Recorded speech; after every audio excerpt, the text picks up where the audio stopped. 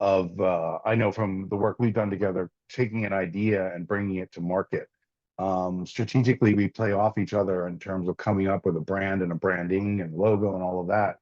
But ultimately, what I admire most about the ability of a good package is to get off the shelf.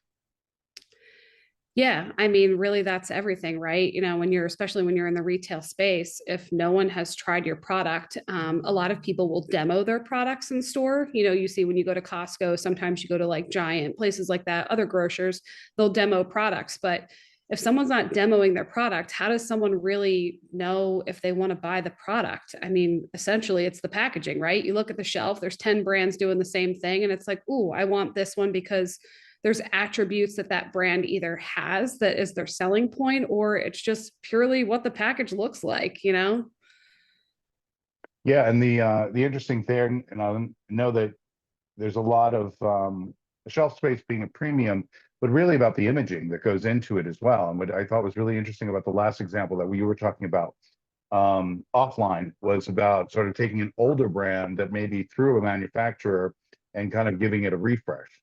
And what I admire about your art direction, as you will, I think we complement each other because we want like fresh, clean, modern, kind of oftentimes fun approach to a category.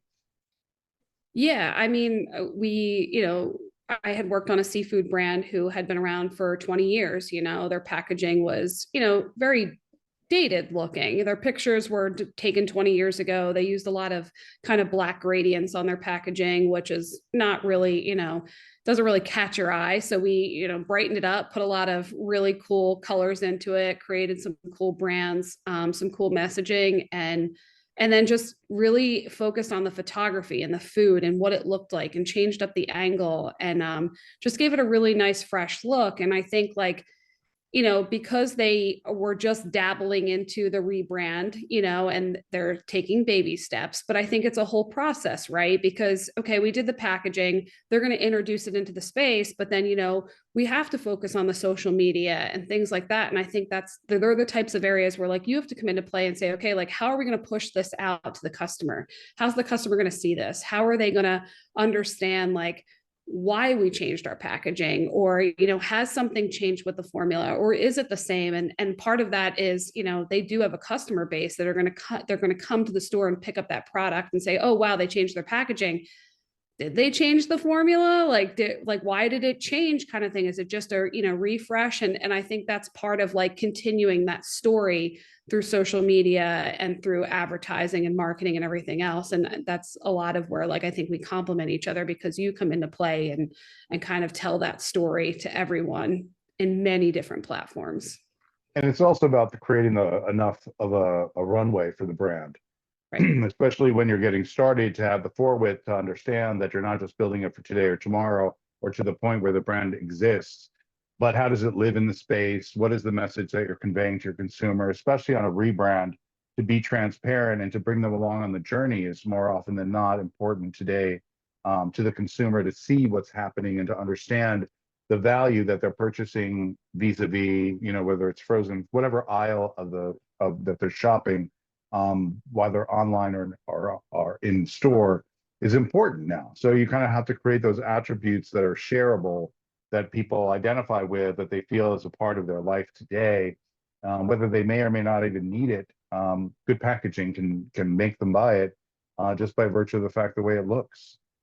Yeah, and I think a big part of that too is, like, broadening your audience or changing your audience. Like, I looking at what the demographic was before that had bought these types of meals and things like that. Mm. Like, now we might want to target a much younger generation that's coming in and wants these quick heat and eat meat type meals that, they either have kids, they're on the go, they're going to soccer, single guy living by himself doesn't want to cook, a whole dinner for himself. Like, it's a whole different audience you're targeting now, because you're bringing in people based on what the packaging looks like. And I think their new packaging definitely targets, probably a younger audience for sure, and just kind of, it just looks fresh and new.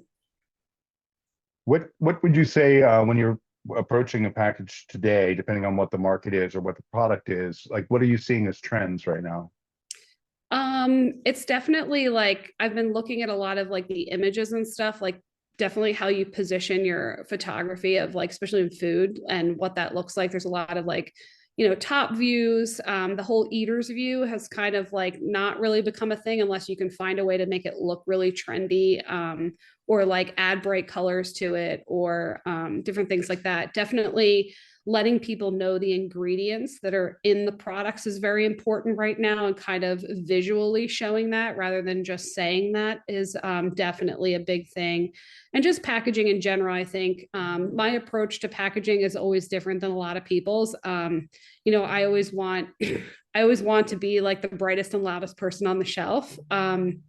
So that comes with whether it's bold, typography, or if it's colors, or it depends on how we want to get that across and who the audience is. But I think that's huge right now too, because I was actually in a club store the other day and saw a giant bag of, I don't know what it was. There was no image on the front of it or anything, but it just said really big, "You need this."